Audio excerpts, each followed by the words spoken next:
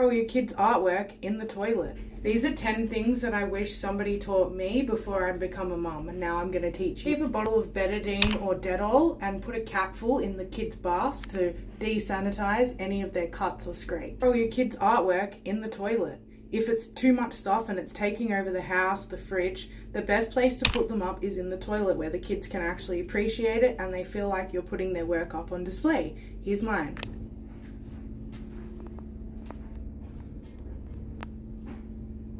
Number 3, don't bother spending time folding clothes. Have a bucket for each kid, and when you're sorting out your clean washing, you just throw the clothes in their categories, and it makes it so much easier to take each bucket to the children's rooms to sort out, rather than having an overwhelming huge pile of laundry to fold. 4, making your kids responsible for their own routine. Give them very clear instructions of what you expect from them and set it out every single day, and then it just becomes routine. We have these great little charts. I've got all the different instructions for before school and after school, and the kids can just flick it to green when they're done, and then if they want screen time at the end of the day, I want to see all green ticks. So clean room, school bag away, all those kinds of things, and it just teaches kids a bit of personal responsibility. One of my best parental hacks, every time I use a frozen bag of chips or anything, so I don't have to reseal them, I make sure that I split the bag up the top like this, and then to throw it in the freezer.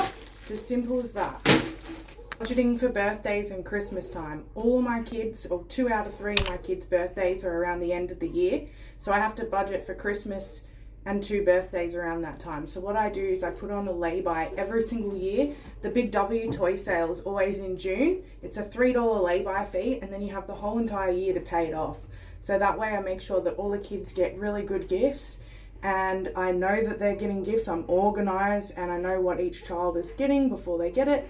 And it's just a really great way to budget as well and sort of spread out the cost of Christmas at the end of the year. Lies at school and kindergarten. That is a huge issue in my household.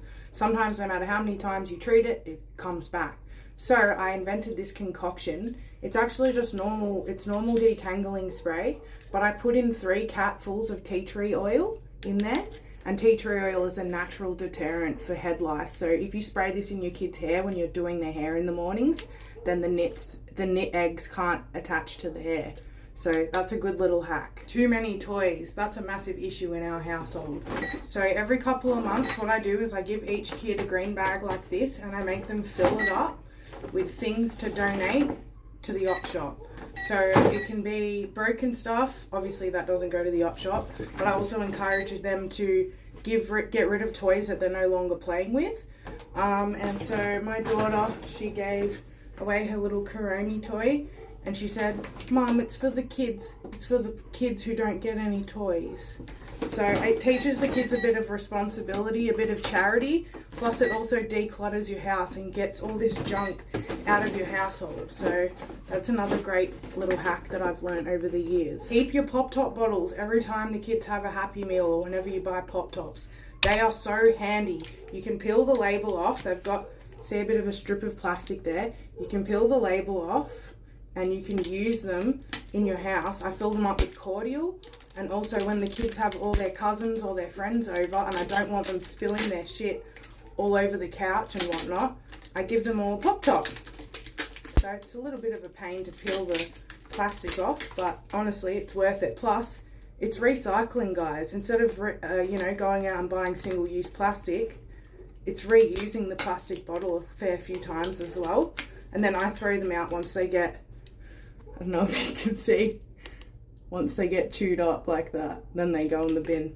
But I think I've had this one for about 3 months, so it served its purpose, and I only spent $2 or whatever it was for the original bottle. So if your kids have really sensitive skin, use QV Wash. QV was made by the Queen Victorian Hospital in Melbourne, Victoria, and it was specifically made for washing the babies in the neonatal unit. So it's got no soap in it, and it's got all of these hypoallergenic ingredients, no fragrance, stuff like that. So this is what I use on the kids, and I recommend if your kids are sensitive or you're sensitive yourself, I would recommend using them because they're really good products. Okay, last but not least, I saved this for a hideous example.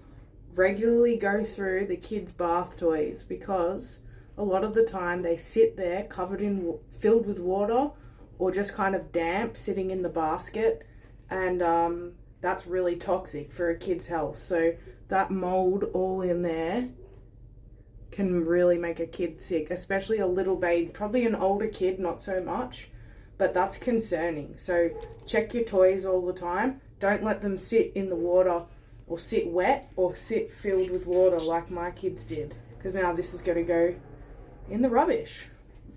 And that was 10 hacks that I wish people had taught me before I had kids, so now I'm teaching you. And I hope you enjoyed it, and take care and be good, or be good at it, as they say. Peace.